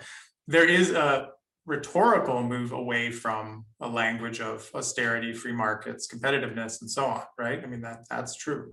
From the progressive side, that could look like a good thing. I mean, that could, you should think, well, then everybody left of center must be happy now because the state is back and it's going to be now involved with industrial policy, building infrastructure, doing an energy transition, creating more resilience, decreasing inequality, and all those things. But, you know, you'd be wrong, because there's just as many people, arguably, I think, on the left, who see this as a hypocritical power grab by again, an elite stratum that is all working hand in glove, speaking a certain language that they don't actually believe, that they're only, you know, parroting phrases in ways to enrich themselves and expand their bonus packages and their incomes and so on. So I think actually this arrival of what some people call woke capital, I personally don't find that a useful phrase, but the way that corporations are speaking the language of Black Lives Matter. I actually just saw a wonderful MasterCard ad for true names. So if you're trans, you can now have your name, your true name on your credit card, which is a wonderful moment of, you know, identity politics and big finance sort of holding hands once again. I mean, these things are happening. There is some rhetorical transformation of the corporate language of self-justification for its role in the world, right? Otherwise known as stakeholder versus shareholder capitalism. And yes, I agree with you, Sean, that will produce a backlash, some of which will be legitimate criticism and some of which will be knee-jerk distrust of elites after 4 decades of being screwed over by elites, right? I mean, I think that there's not much legitimacy or capital that something like the European Commission can currently draw on to make people believe that their intentions are honest ones and sincere ones, and they're actually interested in, you know, greater redistributive equality in the continent and so on. So I think that, yes, I think what you're saying is just sort of adds further strength to the point I was trying to make, which is there will be kind of a left-right, from below, anger and suspicion aimed upward, and that will be sort of given a very fertile sort of ecology within which to grow and blossom in all of its freaky forms through all of these increasingly invisible, as Whitney says, spaces of Telegram, Discord, WhatsApp, and whatever else. Whitney, do you want to pick up the remark Sean made there about the kind of the journalists' responses to kind of woke? Because so woke and critical race theory have sort of been pushing out SJWs and cultural Marxists a bit, but do you see that in the States as well? The kind of journalistic reaction to wokery, or? Wokery. I've never heard that. Well, so first, I do have some thoughts on that, or at least, and I might want to follow up with Sean and ask to hear a little bit more about what he's finding. But I really quickly wanted to respond to something that Quinn just said. I mean, that's part of what makes so in the US, and I would be curious if anyone in the audience wanted to add to this in their own sort of national context, but the difficulty of responding to vaccine hesitancy. That part of the issue is that there's this assumption that it's like just Trump supporters who are not willing to be vaccinated. And that's just not true, because you have some people who otherwise would align themselves with the left and in fact are like yoga types. They're like wellness types who have suspicions in this way that Quinn really nicely described, where there's suspicion, but it doesn't go down a left-right axis. It's not Republicans versus Democrats. There's some clustering of vaccine hesitancy within Trump supporters, but there are a lot of other people for a lot of other reasons that don't feel comfortable. They don't trust the vaccine. And so thinking about this from not so much an economic perspective, although I guess it would be connected in the end, but from a disinformational perspective, figuring out how to respond to these different groups who have different sort of murky twilight zones. You can't, you can't make the same message to a Trump supporter that you would to a yoga person who's like also a QAnoner. because they mistrust the sort of the ruling class, or what they believe to be the ruling class, or who they presume to be in charge of things. So that already is just a really complicating factor to figuring out sort of where we are and what we call things. But Sean, so in your research right now, are these journalists who are themselves expressing dismay about wokery, which is my new favorite word? Thank you, Alan. Sure. I mean, this is very impressionistic. I've just done a few interviews, but what's striking to me is that the term woke seems to be used as a sort of neutral descriptor. So unlike people who use it on, you see factions on the left fighting each other, and it's one crowd calling the other crowd the woke left, and we're the real left, blah, blah, blah. It's more that it's being used in a sort of casual way, as just, there are people out there who are the woke left. And so it seems like there's not a consciousness of, why would I hesitate using the term? Because it's a term that's so weaponized. All this language is so weaponized. And so what's striking to me is how it seems to be used by people without an awareness of how you're doing kind of propaganda work for the far right. I think when you use terms like that, at least that's the way I've been trying to think about it. If I think categories like cancel culture, woke culture, as Quinn said, there's things you can say, I think, about these sort of signifiers, but simply using them in an unthinking way, I find it deeply problematic for anybody who, when people assert the sort of left-wing politics, if you want solidarity with other left groupings, to kind of join the kind of rallying cry against, I don't know, I mean, just it's just the degree in which these terms are weaponized that I'm always wary when I see too much enthusiasm on parts of the left for denouncing these things, a kind of failure to recognize the extent that in which you're doing the kind of propaganda work for this sort of reactionary politics. Yeah, I mean, I think.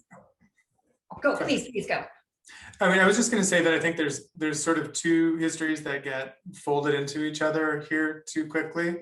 And one is the history of the kind of 68, basically, in the United States, and the way that, African-American communities, Latino communities self-organized and created, viable bases for self-help and radical mobilization, from the Young Lords to Black Panthers and so on. So there is a history of, that, which is often called identity politics, kind of unhelpfully, and sort of called culture versus economics also unhelpfully, because obviously the Puerto Ricans in East Harlem were as worried about class issues as they were about race issues.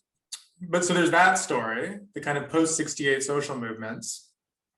And then there's the story of what's better called ethical managerialism, or was called that in the 1950s, which is that can corporations do things in the interest of anyone except their own shareholders, right? And we all know that Milton Friedman has the most famous statement of this, that no, they can't. The only thing a corporation can do is defend its own share value. And the woke capital conversation is actually just a long, prolonged conversation about the possibilities of ethical managerialism and the possibility of an ethical corporation, and whether or not that is always going to be a kind of smokescreen. So it seems to me that like the wokeness is often deployed somewhere between these two, and it's probably, I'm a historian, so I always just say historicize, but it's always good to say, like, well, what are we talking about? What genealogies can we see here? And if someone, for example, describes the use of land acknowledgements about indigenous land before a talk as a form of wokeness that is culture and not economics, then, tell that to someone from an indigenous community whose land was taken from them. That's not economics. How is it not economics, right? So I think that usually these things, you scratch them and they prove their own internal incoherence. But I think they also have their own genealogies that are worth sort of tracking and perhaps naming in ways that we can then, by shorthand, explain these things better than they have been explained so far. Yeah, and so the naming part, sort of to go back to Sean, or my question to Sean, of sort of what are the journalists, how are they using it, and what was your concern?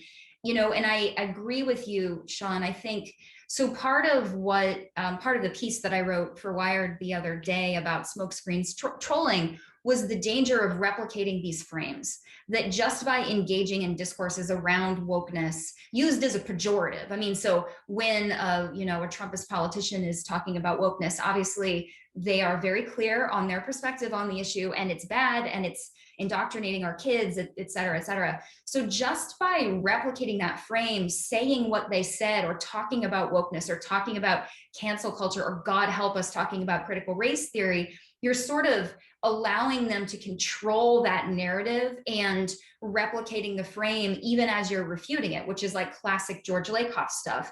And so the journalists who I've been talking to here in the US, this would be a really interesting comparative project for which I don't have an answer. So I'm just putting it out there that I would like to know this.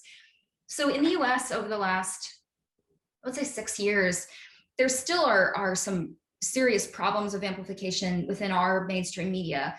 And journalists have become increasingly savvy in trying to avoid falling into the traps that they did in 2015, 2016, 2017, where many of them were caught unaware or believed sort of erroneously that by simply pointing a spotlight at like Trumpist swastika type stuff, that's going to make it go away.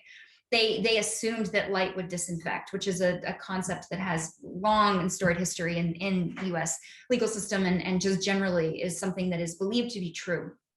And that attitude, which I and other people who were doing this work butted up against over and over and over and over again, up until about Charlottesville in the US in 2017, the far right Unite the Right rally, which was really where it was sort of like the insurrection on a much smaller scale, in which a lot of people who didn't realize that there was a problem suddenly realized big problem, and so then had to contend with it all at once, although many people had already been contending with it along the way.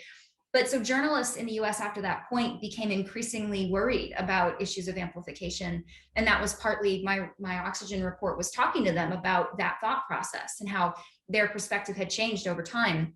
So right now, with the reporters who I've worked with, there is a concern in how they would use a term like woke. Like there's reluctance to use the term, not because they also disparage the idea behind it, but they're worried rhetorically about what it does if you are simply buying into the language and framing of these culture wars that essentially work to obscure the actual attacks against democracy that are taking place here.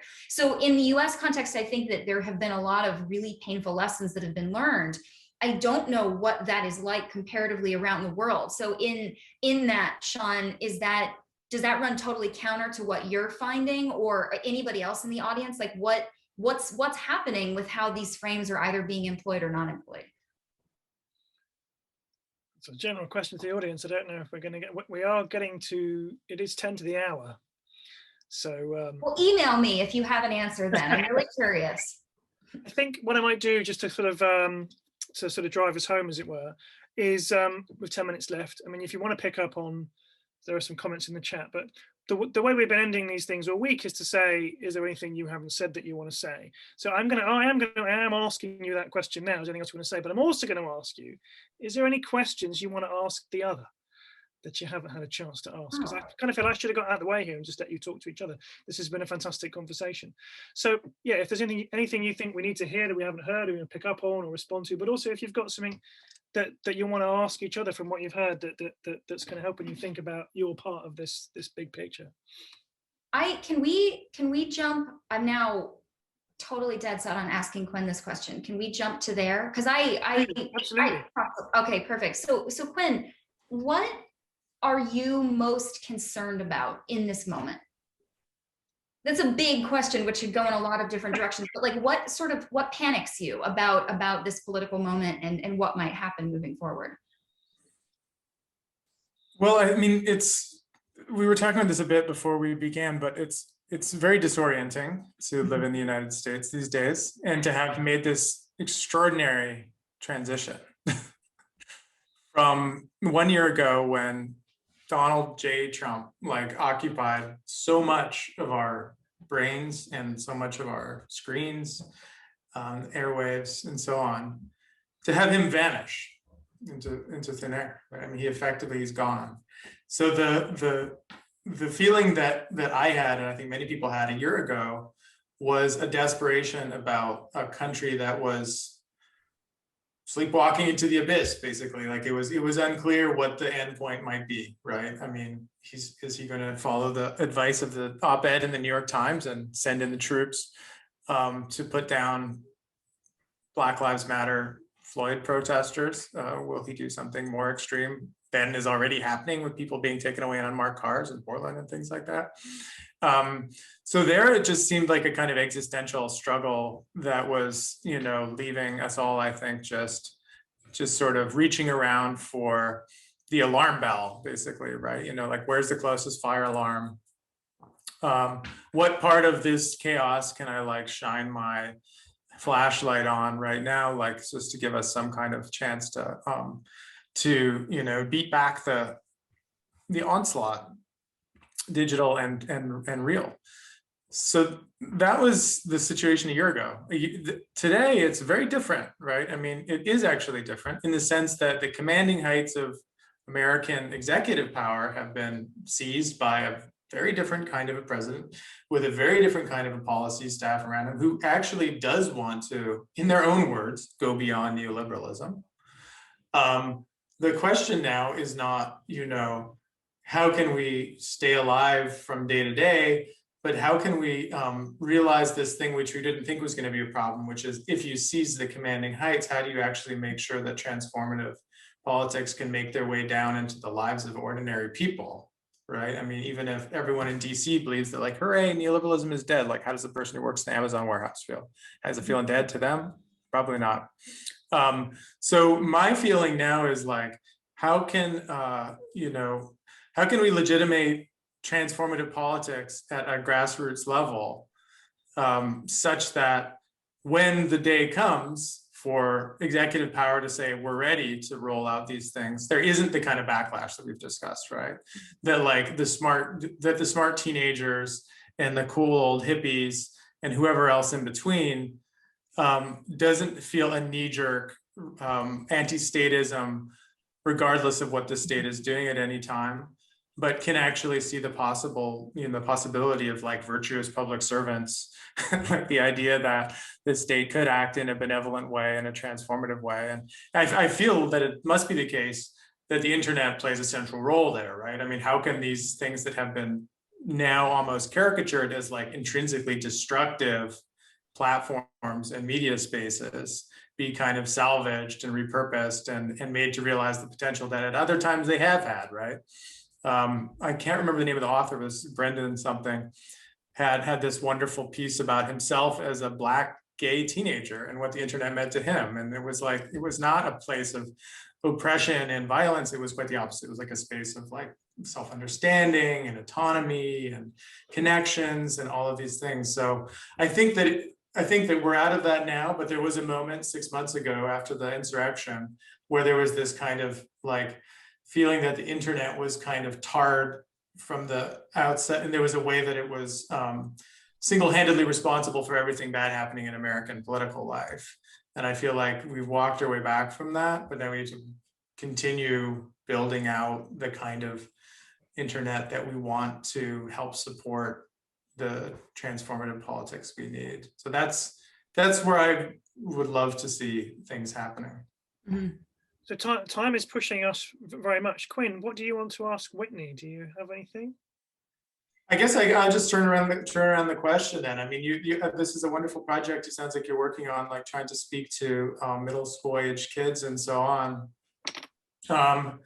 What is encouraging to you about the way that digital politics are transforming right now, as opposed to the things that are terrifying, which are always easy to tabulate?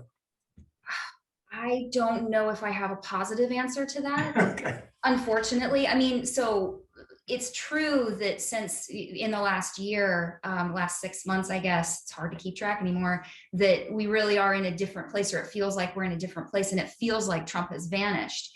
But if you look in the right places, so if you are able to sort of go down into the portal where a lot of this far right stuff is happening, not only has it not vanished, it's in many ways gotten stronger, that media ecosystem, even during the Trump era, is ratcheting up even during the Trump era, is ratcheting up even more with OANN and Newsmax, not just Fox, and then Fox trying to radicalize to keep up with the competitors because they now have competitors.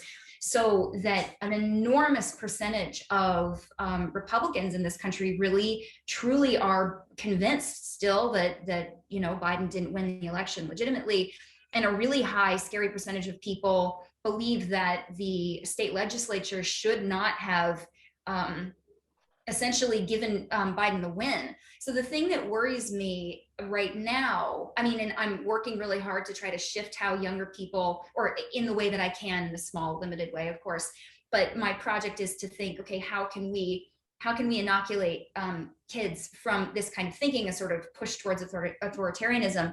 But the reason that that's so pressing is that kind of creeping authoritarianism is here.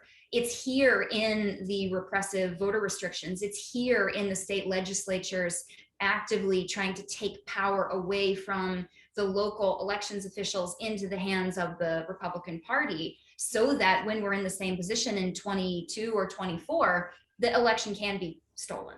And if the election is stolen, then the question becomes, to your point, it's not so much, how can we sort of utilize the state to further positive outcomes? Will we still have a state in a way that we recognize it now? And that's going to be the question, and figuring out, how do you raise the alarm? I mean, because it feels more normal in the US. It's certainly with COVID and other parts of the world, and in the UK, like, things are a mess in other parts of the world, but in the US, you can sort of for a minute think that we're in a normal place. How do we disavow people of that belief, of that comfort, which I need desperately. We all need desperately. We're all very tired. We've been so worn out, but this is where the fight is, actually. And so that's the thing that worries me. That's the thing we need to educate people about. And that's why we need to get our asses under that level of awareness, so that we can start trying to adjust how people think about their world, so that they are willing to fight for it. Because I think that that's what's on the line right now. And that sounds maybe a little bit hyperbolic, but I don't actually think it is. So I am resolved, and so many people are resolved, to continue sort of working on these issues. Whether or not it will be successful, I don't know. It's all going to hinge on what ends up happening in the US in the next couple of months and years. So on that very exciting, happy note, I always get to end on a really happy point. I think that is time. Thank you very much, Whitney, for bringing us in there with the artfulness of a rhetorician on full display there. So before everyone goes, I just want to say some thank yous. Thank you to my project colleagues, Robert Topinka, Cassian Osborne, Kerry, Rob Gallagher, Sophia Lubkin. Thank you to everybody who came and took part in what I think has been an amazing week. It's certainly been good for me, and I hope others got some enjoyment from it as well. And thanks to the Arts and Humanities Research Council for supporting us. And today, specifically though, I'm all out of hyperbole, but I wasn't quite sure what we'd get. I thought this would be a good experiment. It has exceeded my wildest dreams. Thank you so much, Quinn. Thank you so much for Whitney, for both being here and taking part in this. And thank you everybody else. And have a good evening.